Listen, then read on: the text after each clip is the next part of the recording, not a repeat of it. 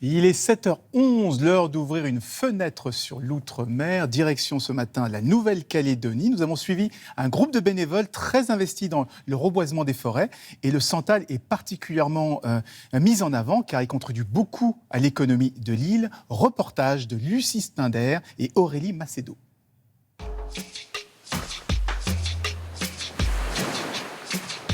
Aux premières lueurs du jour, Wahilou se réveille entre mer et montagne.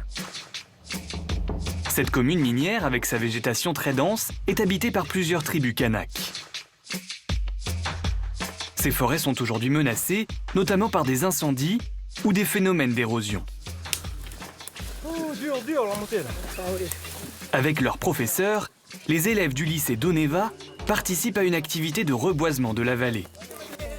Il y a combien de plants à planter? 800. 800. Donc on est 9, 10, ça fait 100 chacun. En Nouvelle-Calédonie, 2/3 des forêts humides ont déjà disparu. Auguste est bénévole dans une association du district.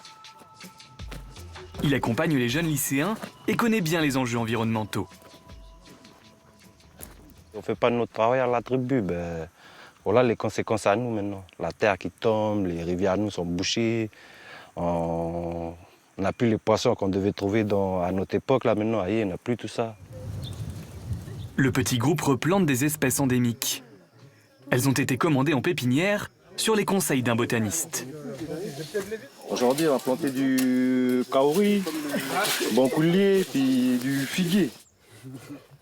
Les jeunes sont profondément impliqués. Ruben est ravi d'être en pleine nature. Je préfère être ici qu'à l'école. T'es libre, t'as l'impression d'être libre, plutôt que d'être entre quatre murs. Parce que les arbres, quelque part, ils vivent comme nous aussi. C'est un peu grâce à eux aussi que nous, on respire de l'oxygène. T'as amené les trucs en bas là? Alors, regarde un coup comme ça là.